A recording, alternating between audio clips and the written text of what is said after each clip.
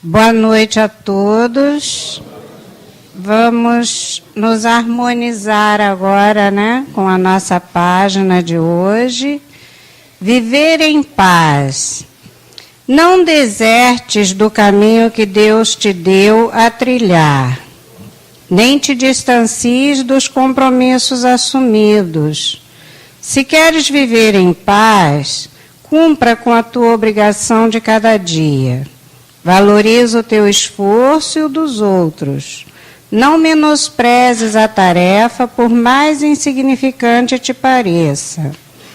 As coisas grandes surgem das pequeninas. O universo alicerça-se no átomo. Observa a simplicidade da vida e entra em sintonia com ela. Escute a música das fontes, contempla as flores que desabrocham nos campos. Não te angusties pelo amanhã. Viver com alegria significa saúde e paz. Vigiai e orai. Irmão José, psicografia de Carlos Barcelli. Nós vimos que a página só está nos trazendo coisas que nós já sabemos, né? Para viver em paz, precisamos ter as nossas atividades materiais e morais em dia, né? Ter tudo nos devidos lugares e fazermos sempre aquilo que nos propomos, tanto profissionalmente como moralmente e principalmente na nossa moral, com a nossa família, com nossos companheiros, né? Por isso, aqui embaixo, o vigiai e orai do irmão José, é que nós devemos sempre vigiar todos os nossos atos, todos os nossos pensamentos, né? Todos os nossos atos, que assim nós vamos ter paz e harmonia, né? Uma ótima noite a todos e uma boa palestra. Vamos então entrar em comunhão com Deus, elevando os nossos pensamentos ao alto, pedindo a Deus que nos beneficie com tudo aquilo que tanto pedimos, que tanto necessitamos. Jesus, amado companheiro, todos os instantes tens a paciência de nos ouvir, a paciência de nos ceder o amparo que clamamos a todo instante por Ti. Temos aqui, Senhor, várias necessidades, pessoas que chegam à nossa casa trazendo consigo suas maiores necessidades. São problemáticas difíceis, por vezes, de serem resolvidas, mas todos estão confiantes em Ti, porque, Senhor, Tu és o poder, só Tu podes. E os nossos irmãos desencarnados, aqueles que partiram antes de nós, que possam, Senhor, receber a luz que tanto necessitam. E é assim, Senhor, com o coração contrito que eu venho pedir aos nossos guias e protetores, a esses espíritos amigos coordenadores de nossa reunião, pedir a eles para que, em nome de Deus, nos dê a permissão de iniciarmos a reunião da noite. Louvado seja nosso Senhor Jesus Cristo. Graças a Deus. Nós vamos ter o estudo da noite com o nosso companheiro João Nogueira, com muita alegria. É o caminho do Senhor próximo a nós. Boa noite a todos. Agradecendo a Deus, a Jesus, aos espíritos superiores, aos mentores da casa, a diretoria, todos vocês, por mais uma noite, a gente poder tentar falar um pouquinho e mentalizar o que realmente é importante nas nossas vidas. Muita gente fala que a religião, inclusive, o Karl Marx, é que tem essa grande frase, né? Grande no tamanho, talvez, mas pequena na ideia, né? A religião é o ópio do povo. O ópio, para quem não sabe, é aquela substância que entorpece, né? Então ele dizia que a religião é o ópio do povo. Ele até tem um tanto quanto de razão. Tem um outro materialista, um filósofo, Nietzsche, que dizia que o único cristão morreu na cruz. Ele também tem razão. A gente tem que entender que realmente os dois têm uma certa razão. A religião, como modo que a gente vem aprendendo ao longo de milênios, essa religião professada pelos homens, que, como diz Herculano Pires, prega o reino de Deus para herdar o reino da terra, né? Essa realmente é o ópio do povo, engana, né? E infelizmente, por algum tempo, nós vivemos dessa forma. E hoje, o ser humano, o espírito encarnado e desencarnado, ele está acordando. E hoje em dia já não mais tem tanta gente simplesmente acreditando por acreditar. A gente começa a entender que realmente o raciocínio, a lógica é importante na nossa vida. É importante nós sabermos que algo é algo e por que aquele algo é algo, né? Por que existe o carro, para que existe o carro, por que existe o avião e por aí vai, né? Todas as coisas têm os seus porquês e praquês. E a doutrina espírita é uma doutrina de raciocínio lógico, de raciocínio onde não há espaço para misticismos, nem miticismos, nem mitos, nem místicas.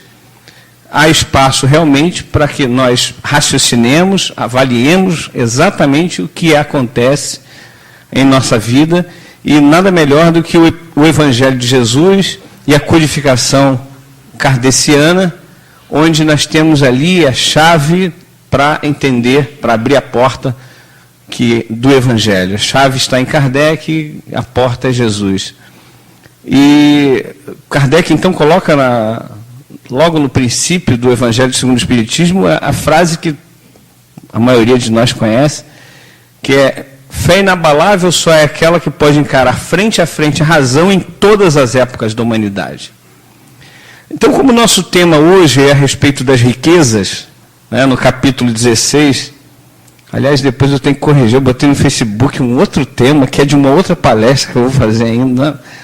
Esse negócio de Facebook, às vezes, enrola um pouquinho a gente, né? Mas você conseguiu falar comigo mais fácil pelo Facebook. Mas então, o capítulo 16 do Evangelho segundo o Espiritismo, itens 7 e 8, que é provas da riqueza e desigualdade da riqueza. Muita gente fala que o Espiritismo faz apologia à pobreza, ou seja, renegaria a riqueza e diria que nós deveríamos buscar a pobreza. Isso a nível material. E não há verdade nenhuma nisso. O que há sempre é que Jesus nos recomenda que nós trilhemos o equilíbrio dentro de nós, né? Um dos seus discípulos, e aí vocês podem até depois ficar assim, esse camarada foi discípulo de Jesus, um tal de Siddhartha Gautama. Quem sabe quem foi Siddhartha Gautama? Pode falar.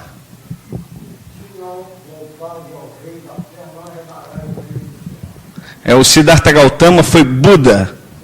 Exatamente. Então, nós temos aí o Siddhartha Gautama, um discípulo de Jesus, assim como tantos outros que vieram aqui, emissários do Cristo, e dizer o seguinte: o caminho certo não é o caminho da esquerda ou da direita, o caminho certo é o caminho do meio, é o caminho do equilíbrio, é a questão de nós nos equilibrarmos.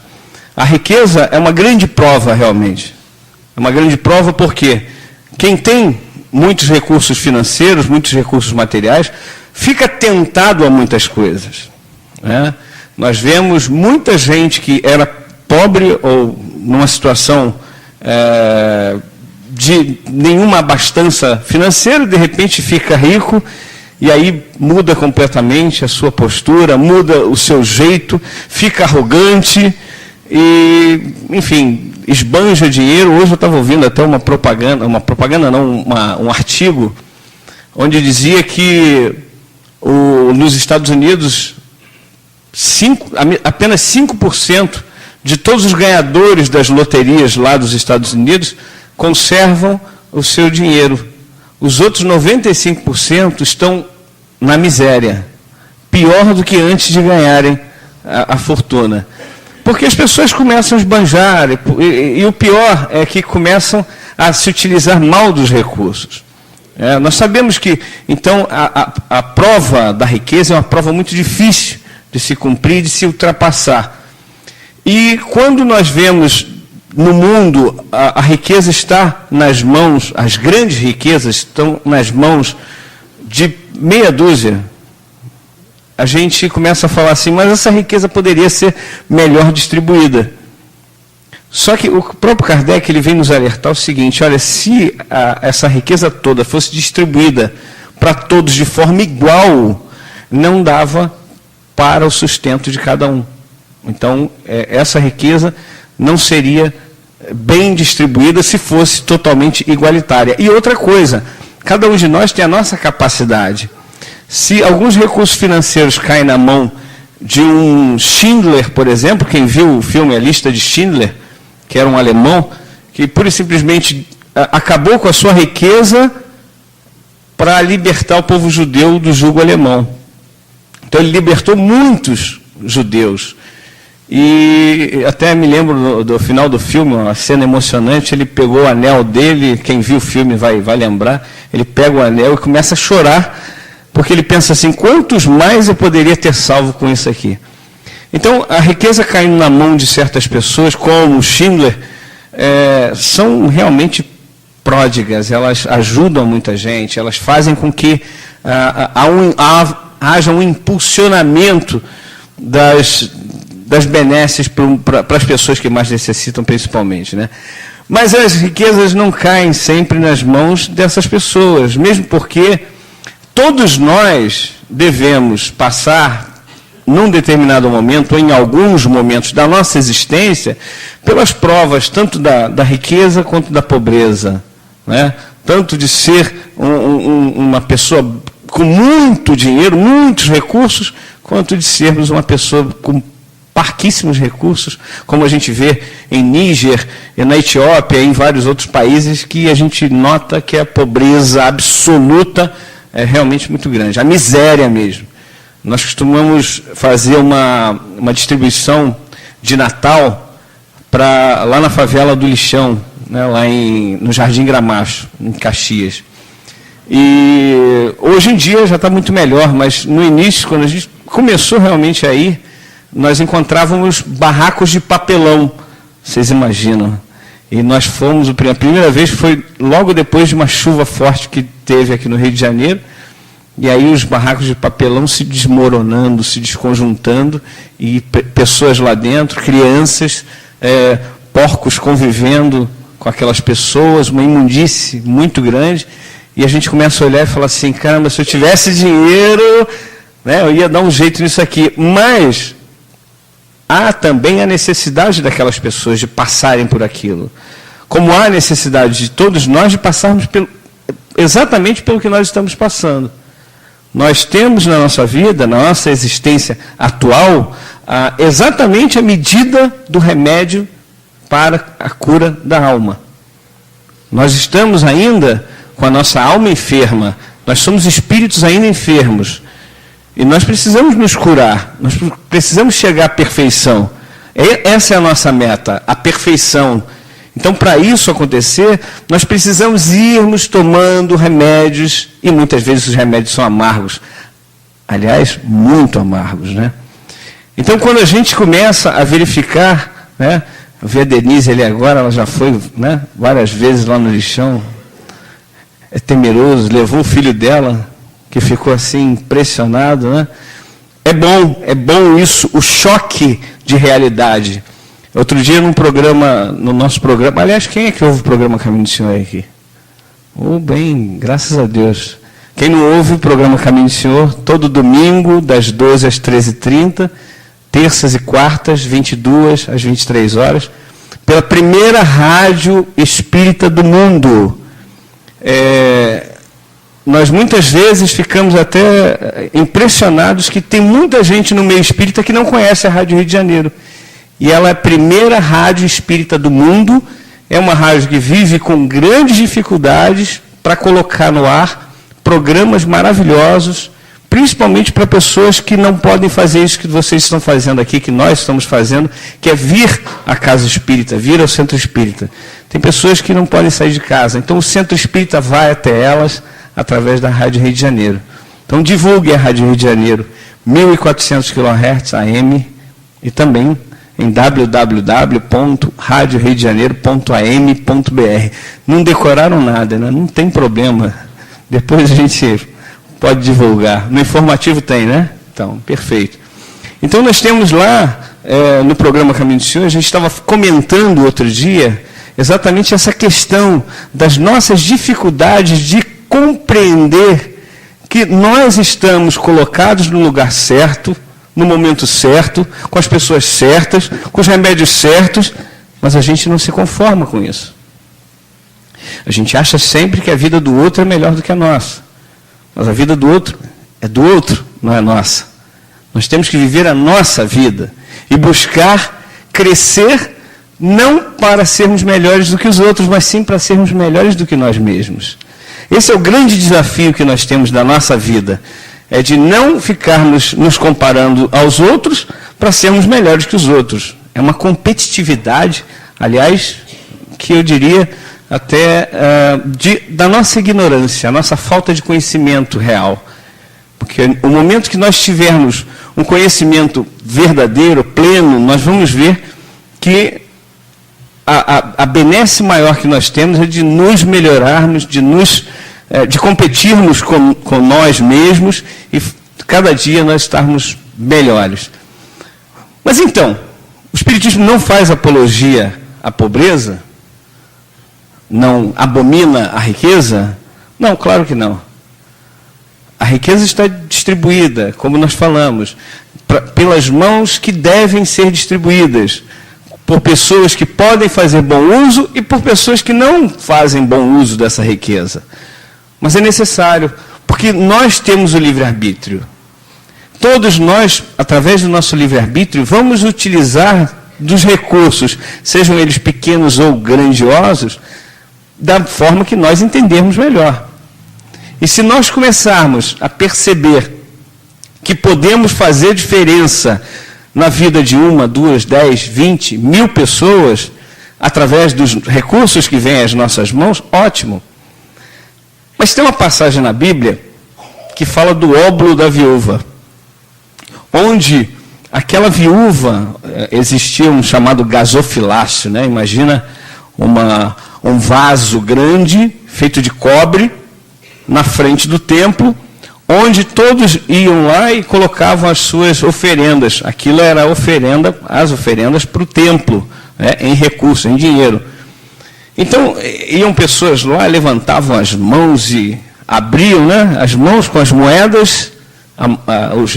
O dinheiro não tinha dinheiro de papel na época, né, era só moeda de metal.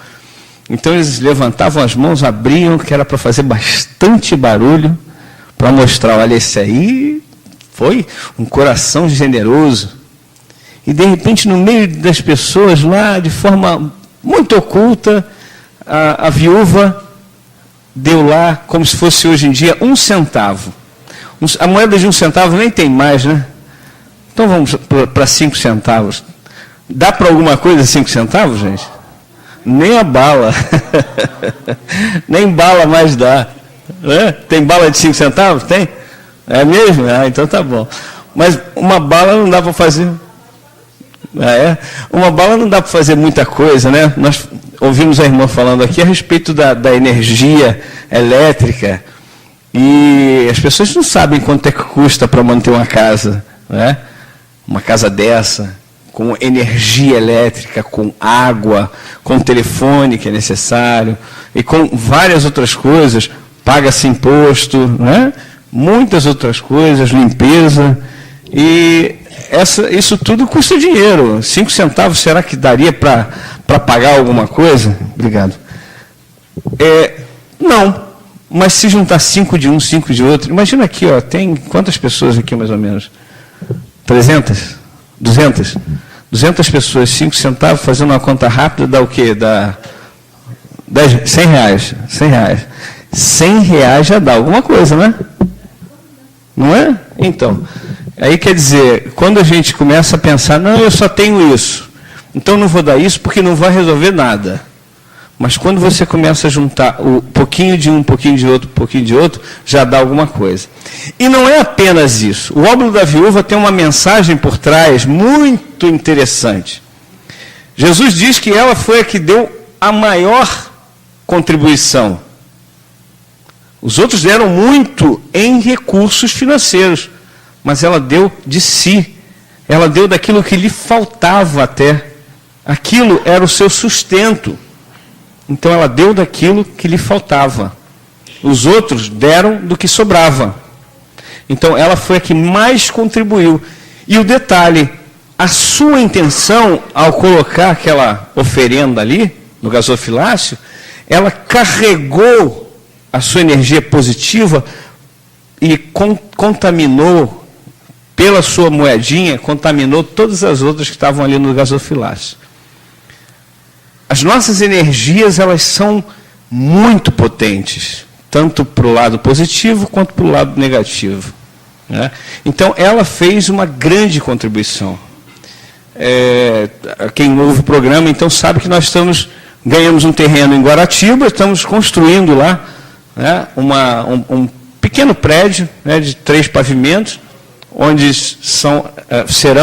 já são atendidas as crianças do Educando Corações, e serão atendidas lá as crianças do CASEC, que é o Centro de Atendimento à Criança Especial e Carente. Hoje a gente tem cerca de 70 crianças especiais e 75 crianças carentes sendo atendidas pelo Caminho do Senhor e pelo CASEC. E muita gente liga para nós e fala assim, nós temos uma campanha que é doe 15 reais durante 10 meses para ajudar na obra. E tem gente que fala, olha, eu não tenho condições nem de dar 15 reais, não tem problema, faça as suas orações. Os seus pensamentos vão fazer com que aquelas paredes possam ser cada vez mais elevadas, melhoradas e finalizado toda a obra através exatamente do que acontece primeiro na nossa vida. Antes de nós construirmos alguma coisa, primeiro acontece no pensamento. O arquiteto, antes do prédio ser erguido, você que é arquiteta, né? Não? Quem é? A irmã. Eu sempre confundo. Então, o arquiteto pensa primeiro no prédio, todos os detalhes do prédio, ou a grosso modo do prédio, e depois ele passa para o papel. E ao passar para o papel, também ele vai pensando em novas coisas que podem ser agregadas, modificações e tal, e vai colocando no papel. E dali do papel é que vai ser materializado, vai ser construído o prédio. Mas primeiro aconteceu no pensamento do arquiteto. Assim como tudo na nossa vida, acontece primeiro no nosso pensamento, para depois virar matéria densa. Mas o pensamento já é matéria. Então, sempre quando nós buscamos essa vontade de ajudar, vontade de estar junto, vontade de melhorar aquele tipo de trabalho, nós estamos mandando energias positivas para aquele tipo de trabalho, né? A gente sabe que aqui, como é que está a obra? Não está? Mas vai estar, né? Então, vai estar de acordo com as nossas possibilidades, não apenas possibilidades financeiras. Emmanuel tem uma frase que ele diz assim, quando a obra é boa, nós pagamos a conta. Não é? Então, a obra é boa e tem que acontecer no tempo certo, também tem isso, né? Nada acontece no tempo errado, tudo acontece no tempo certo. Então, nós sabemos que temos que estar à disposição da espiritualidade para que tudo venha a ser finalizado da melhor forma possível. Então, as riquezas, elas podem sim e devem ser bem utilizadas. Elas são boas quando nós utilizamos bem, mas também são boas quando nós as utilizamos mal. E aí? Ninguém vai reclamar, não? É normal, né? Quando a gente fala isso, as pessoas, que isso, João? Você está ficando maluco? Quarta-feira à noite, a gente começa a ficar meio... Né? Esse veranico, às vezes está frio, às vezes está calor, né? Também confunde um pouco o nosso pensamento. Mas, na verdade, tudo é bom. Tudo é bom. Há coisas que são mal, mas mal momentaneamente. Aquilo que é mal serve como instrumento de aperfeiçoamento para nós mesmos. Levanta a mão quem gosta de sofrer. Não? Ninguém? Nessa hora todo mundo fica de mão baixada. Ninguém gosta de sofrer. Então, quando o mal vem, nós queremos sair desse mal. Queremos dar um jeito de sair desse mal. E a gente vai empregar todas as nossas forças para sair daquele momento doloroso, sacrificial. Muitas vezes a gente perde as forças. A gente deixa de lutar. E nessa hora que a gente deixa de lutar, também a gente abre espaço, abre a porta, abre a janela para irmãos que, né, gostam muito de nós e, né, na verdade são os nossos melhores amigos. É porque a gente não sabe ainda que isso é bom para a gente. E eles vêm e ajudam a gente a ficar bastante fraco, bastante enfraquecido, né? Vamos entrar em depressão agora. Olha que maravilha, hein? Imagina todo mundo em depressão, todo mundo arrastando corrente, todo mundo não tendo ânimo para ir trabalhar, para buscar os recursos necessários, para ir na casa espírita, para ir visitar um amigo, para pegar o telefone e dizer, oi, tudo bem, estou aqui para o que der e vier. É ótimo a gente ficar em depressão, né? Deus me livre? É isso aí. Não é Deus que nos livra, somos nós que nos livramos. Porque nós é que temos a chave da felicidade e da infelicidade estão dentro de nós. Então, no momento que nós entramos em depressão, o que a gente tem que fazer? Correr para a casa espírita. Correr para buscar um tratamento médico. Porque em momento nenhum vocês vão ouvir numa casa espírita séria, como é o caso do Esperança em Cristo, para vocês abandonarem qualquer que seja o tratamento médico, negativo. Né? As coisas ocorrem em paralelo, o tratamento espiritual, o tratamento físico. Cada um trata do que tem especialidade. O corpo físico é para ser tratado pelos médicos aqui encarnados. E o corpo perispiritual e o espírito são para serem tratados pelos médicos espirituais. E principalmente aquele médico que faz toda a diferença, que somos nós mesmos. Não é? Muita gente fala assim, Jesus é o médico das almas, o maior médico das almas, com certeza. Mas porque ele aprendeu a exercer a medicina nele próprio. E nós podemos aprender isso. Nós devemos aprender isso. Nós devemos jogar para dentro de nós coisas boas, coisas positivas. E nesse momento só que a gente está em depressão, o que a gente tem que fazer? Correr aqui para a casa espírita, para auxiliar naquela transfusão fluídica, né? Tomar o passe, na aguinha fluidificada. Isso vai nos ajudando a assistir a uma palestra, mentalizar, tentar praticar o Evangelho, a doutrina espírita em nossas vidas. Isso faz com que nós vamos crescendo, vamos estabelecendo uma barreira que não permite que penetre em nós esses pensamentos ruins, esses pensamentos de depressão, esses pensamentos de desânimo. E aí a gente ganha ânimo, a gente ganha coisas boas e a gente começa, ao invés de ser um peso para alguém, a gente começa a ser aquele ser que vai ajudar, que vai auxiliar, que vai congregar. Imagina todas essas 200, eu acho que tem mais pessoas aqui, trabalhando no mesmo objetivo. Olha que coisa maravilhosa. É muito melhor do que uma pessoa só. Né? Então nós temos as dificuldades que são necessárias para a gente poder dar a volta por cima, ultrapassar os obstáculos, eu vi uma frase aqui, inclusive, que a gente usa sempre. Eu não vou saber exatamente como é, mas nós não temos que pedir a Deus que retire os sofrimentos e os obstáculos da nossa caminhada, da nossa frente. Nós temos que pedir a Deus coragem e força para ultrapassar esses obstáculos.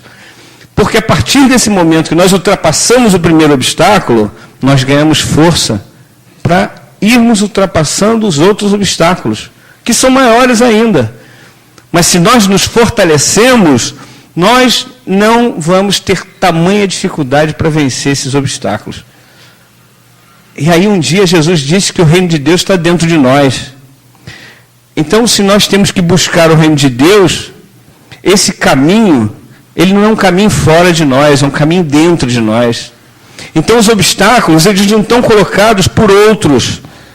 Eles estão colocados por nós mesmos, dentro de nós. E nós precisamos, então, superar esses obstáculos, nos fortalecer, e aí sim a gente ir ficando cada vez melhores para vencer os próximos obstáculos, até atingirmos a perfeição. Quis Deus que houvesse a riqueza, que houvessem os bens materiais, e que nós fôssemos qual girassol que busca, no início, não a luz divina, mas os benefícios do nosso organismo físico, principalmente. No início da nossa evolução espiritual, nós somos muito materializados, muito apegados à matéria, muito animalizados.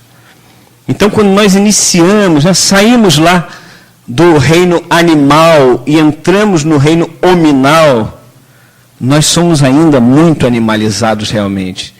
Então, o que nos importa é o estômago saciado, principalmente, o estômago saciado e sexo. São as coisas que mais nos importam nesse princípio de caminhada.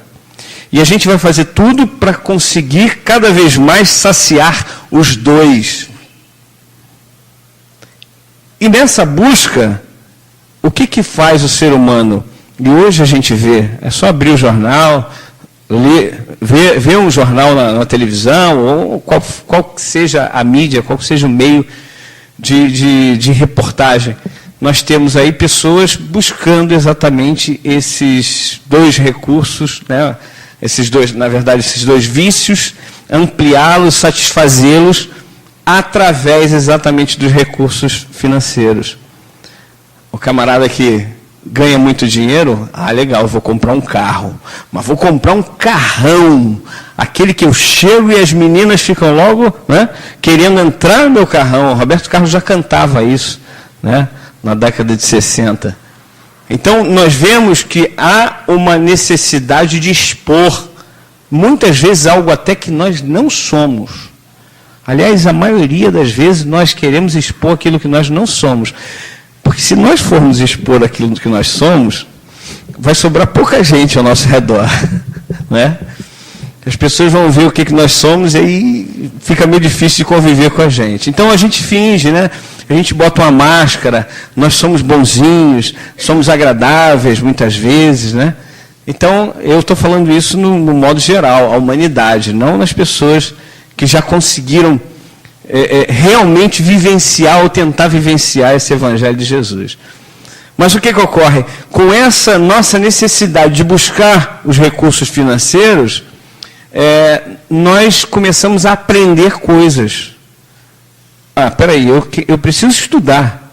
O que é pregado na sociedade, principalmente a nossa sociedade, que é uma sociedade capitalista? É que nós devemos ter cada vez mais condições de ganhar recursos financeiros. É preciso ter. Então, pega a criança e bota nos melhores colégios, para que ela possa sair do fundamental bem, para ir para um segundo grau maravilhoso, pegar uma faculdade ótima, excelente, de altíssimo nível, depois vamos fazer pós-graduação, vamos isso, vamos aquilo, cursos de especialização, então, tudo visando melhorar profissionalmente. É ruim? Não é ruim, mais uma vez. Mas voltamos a Buda. o que é o extremo? O extremo é negativo. O positivo é o caminho do meio. Então nós vamos para os extremos. Muitas vezes nós vamos em um extremo, depois vamos para o outro extremo. E nenhum dos dois é bom. Ele só é momentaneamente bom.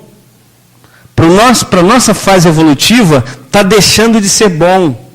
Porque a gente já está na era do espírito. A gente está deixando a era do animal de lado. Já foi tempo. Está acabando, gente. O planeta está se transformando. Estamos nos últimos dias do planeta de provas e expiações. Estamos entrando na nova fase do planeta Terra, que é de regeneração e provas.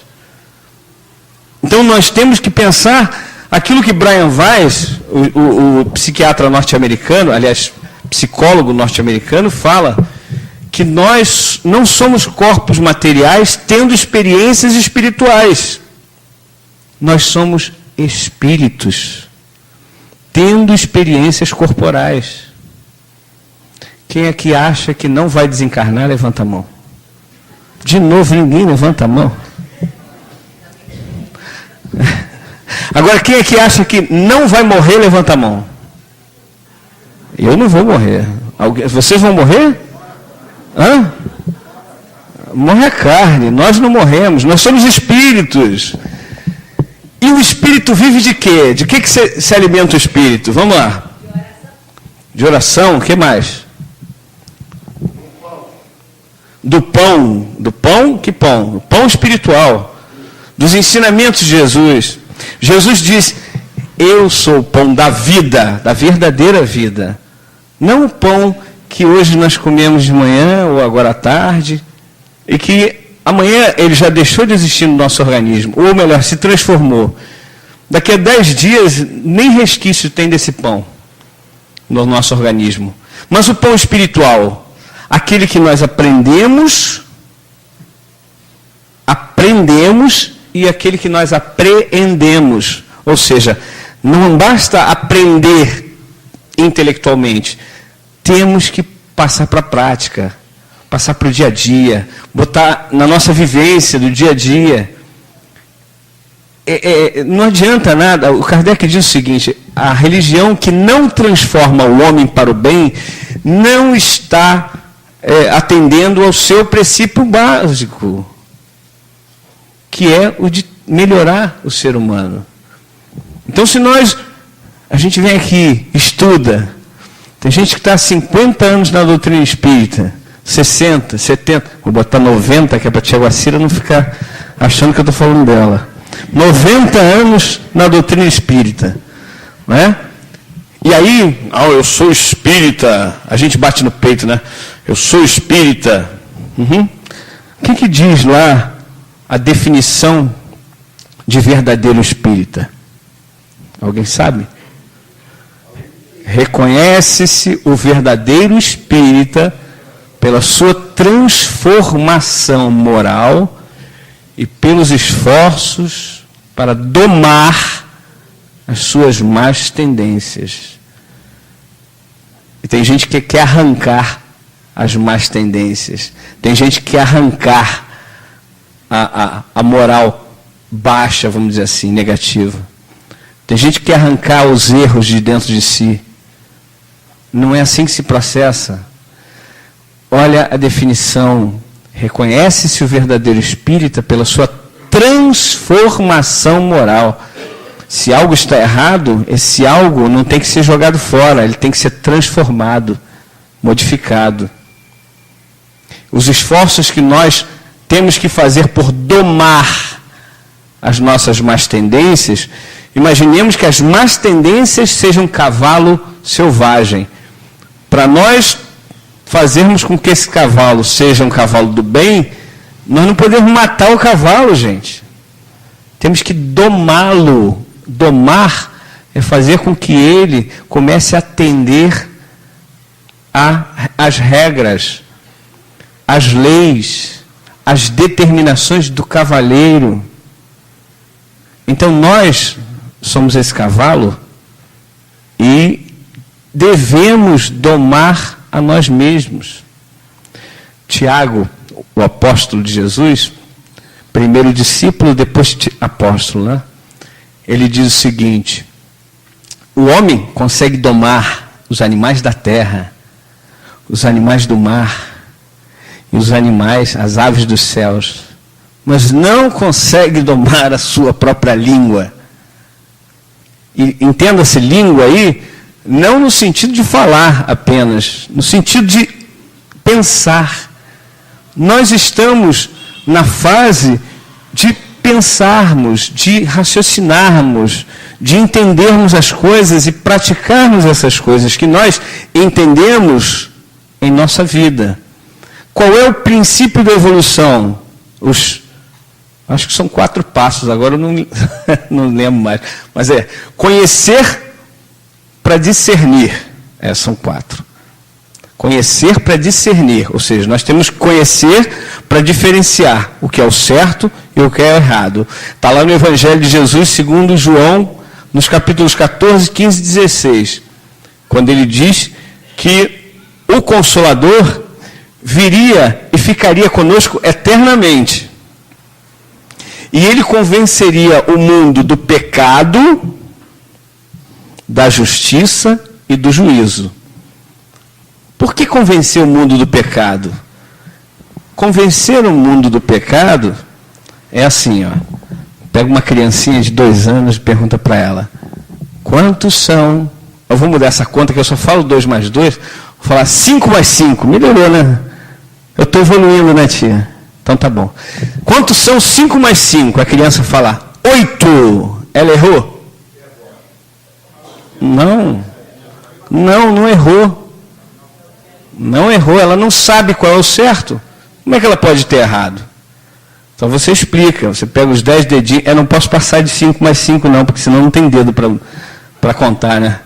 Então você põe os dedinhos assim, né? E fala para a criança: vamos lá, 5 mais 5, vamos contar. Aí você conta, dá 10. A criança: ah, tá. 5 mais 5, 10, tá bom. Se você pergunta a segunda vez e ele responde 9, ele errou agora? Errou, claro, porque você já ensinou, né? Agora ele errou muito ou ele errou pouco? Pouco? Por que pouco? A diferença de uma? Não, então vamos mudar aqui. Se eu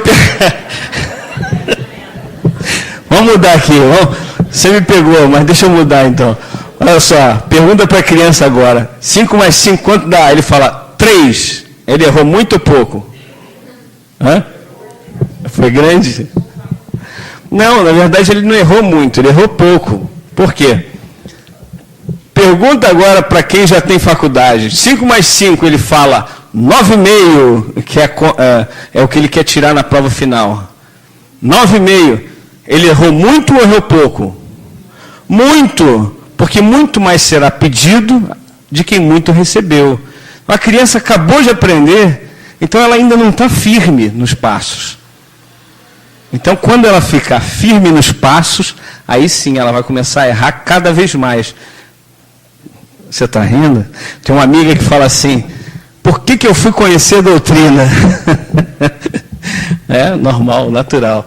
Então, nós temos essa coisa dos erros e a gente precisa aprender a transformar. Se hoje nós não sabemos lidar bem com essa questão dos recursos financeiros, né, tem um monte de faculdade aí, curso, etc., que ensina. Não é aqui na casa que a gente vai aprender.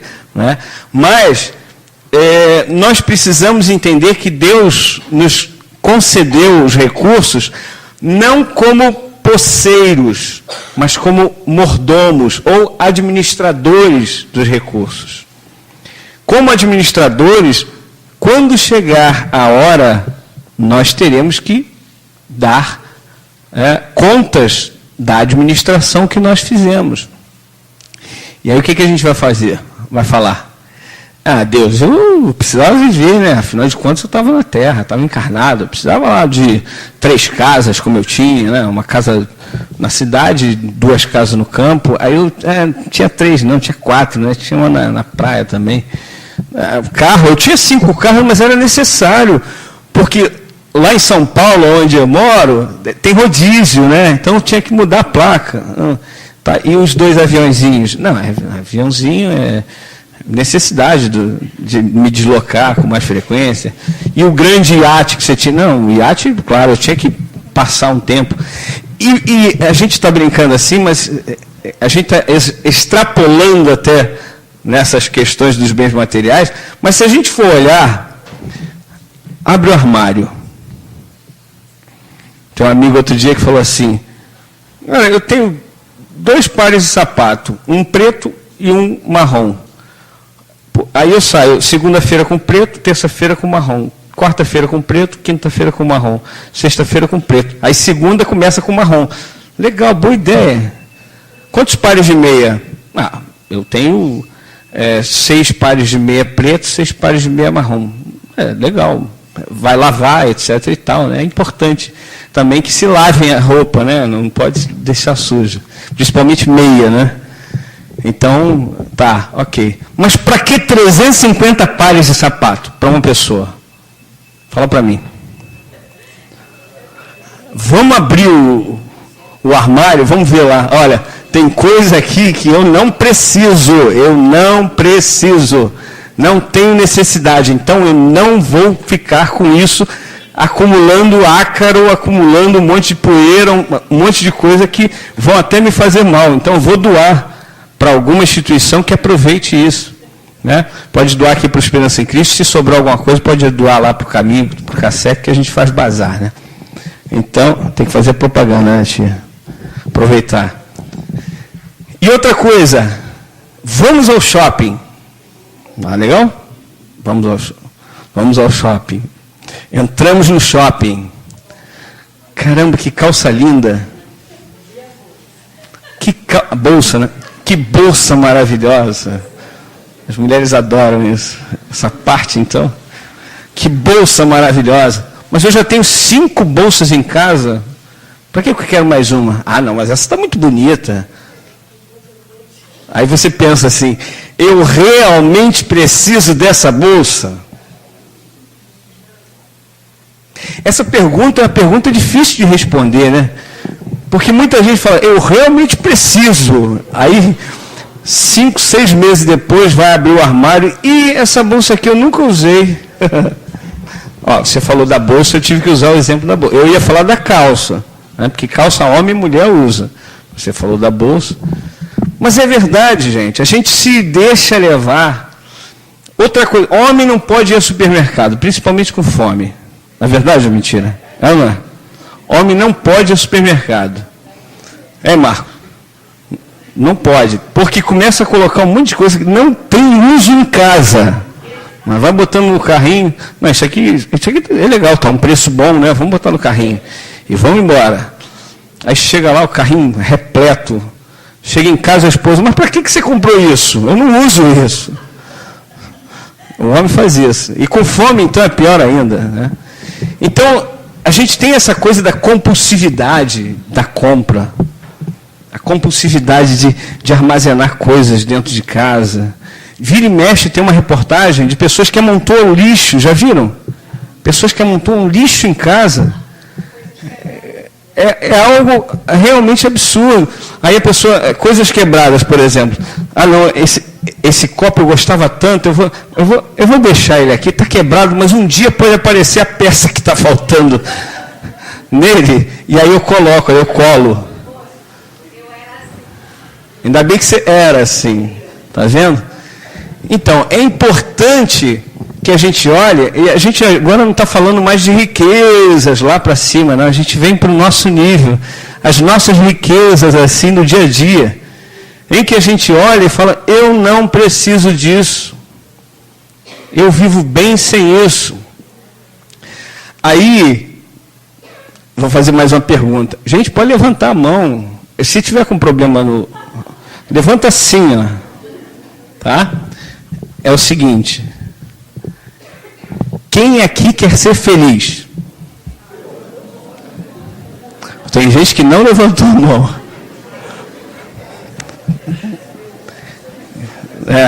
Então vamos ao que diz a espiritualidade superior.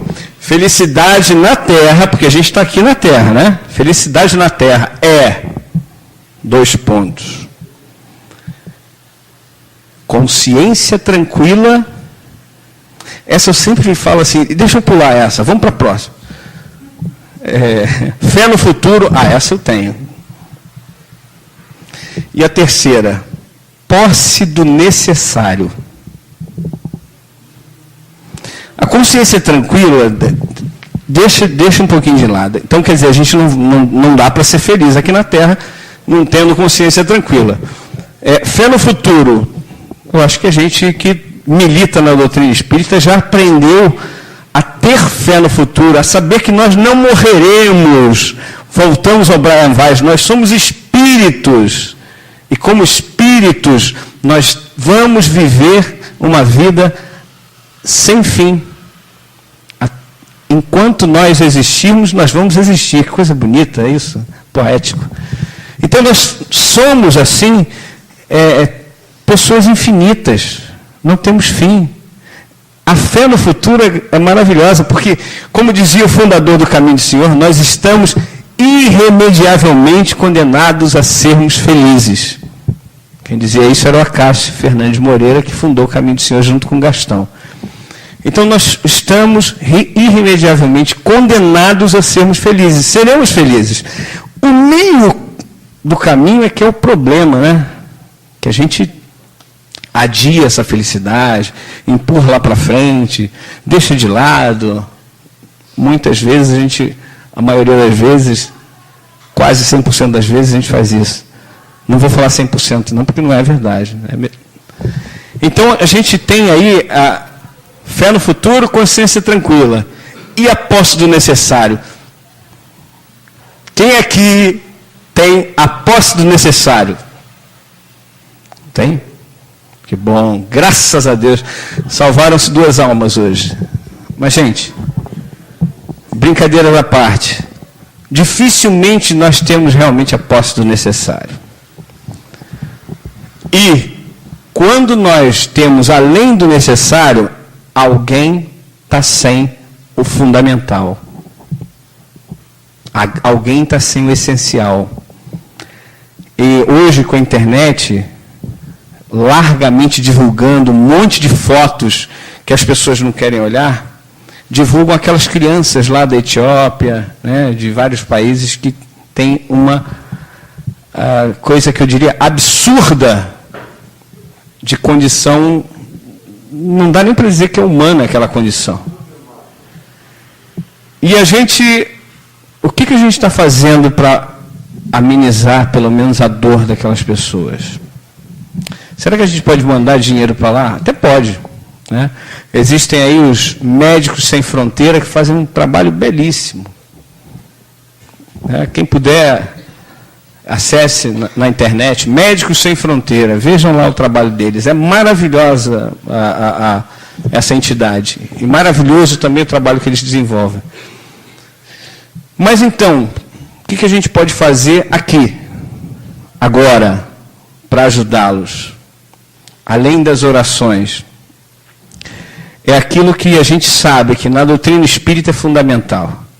É a nossa reforma íntima, a nossa mudança de concepção, a nossa transformação. Porque à medida que nós vamos nos transformando, nós vamos automaticamente deixando de ser esses, digamos assim, pães duros, e vamos sendo melhores cidadãos, melhores seres para com os nossos semelhantes. Quando nós pensamos em caridade, a gente pensa em dar comida para alguém, dar uma cesta básica, né? Instruir, etc. Tudo bem, isso pode ser uma forma de caridade. O Betinho, que se dizia ateu, dizia que fazer essas coisas, essas benfeitorias, não é caridade, não. É a única forma inteligente de mudar o mundo. Olha, Betinho, que se dizia ateu. Ele está muito além de muitos de nós que nos dizemos religiosos. Então, nós precisamos pegar nosso íntimo, transformar esse íntimo, nos melhorar, sermos mais altruístas, deixando de lado o egoísmo, para que a gente possa realmente transformar esse mundo. O mundo só vai se transformar quando nós nos transformarmos e quando todos nós, juntos, estivermos lutando para fazer essa transformação do mundo. O Gandhi dizia o seguinte: quando o único homem atingir a plenitude do amor, neutralizará o ódio de milhões. E a gente já tem esse homem que atingiu a plenitude do amor, que é Jesus. É o guia e o modelo de todos nós. Então vamos seguir Jesus. Muita paz, que nós possamos sermos dignos das bênçãos de Deus, de Jesus, dos bons espíritos. Querido Mestre Jesus, nesse momento, Senhor, em que todos nós nos recolhemos ao nosso íntimo, para podermos encontrar a Ti, Jesus. Porque Tu dissestes que não estarias aqui ou acolá, mas Tu estarias dentro de nós. Mas para isso, Mestre, é preciso que nós comecemos a transformação íntima, comecemos a buscar a nossa melhoria, para que sejamos melhores para os nossos irmãos de caminhada. Senhor, auxilia-nos, dá-nos coragem, dá-nos força, para que nós possamos vencer essa grande batalha do homem novo em favor do homem velho, para que o homem velho se transforme e venha a ser um homem novo. Que todas essas vibrações de amor, de luz, que nesta noite estão sendo produzidas aqui, possam ser espargidas por todo o planeta, atingindo encarnados e desencarnados. Quem sabe, Senhor, tem um irmão prestes a cometer um crime agora e ele seja contagiado por essa luz divina e ele deixe de cometer esse crime e se transforme, se modifique. Para Ti, Senhor, não existe impossível nenhum. Tudo é possível para aquele que crê, já diz o salmista. E nós, Senhor, estamos aqui hoje, querendo que Tu possas nos ajudar a guardar os ensinamentos que Tu nos destes nesta noite e que possamos sair daqui com o íntimo propósito de trabalhar, de praticar, de mobilizar a nós e aos que nos rodeiam para realmente transformarmos esse mundo. Mas comecemos por nós, Senhor. Que a Tua luz possa iluminar a todos neste momento. Acompanha, Senhor, cada um dos irmãos que aqui está, aos seus lares. Ilumina os lares de cada um. Equilibra, Senhor, a família de todos nós. Que possamos ter no nosso lar o amor, a paz, a esperança e a fé. Te agradecemos por hoje e por sempre, Jesus. Que possamos estar contigo agora e sempre. Que assim seja.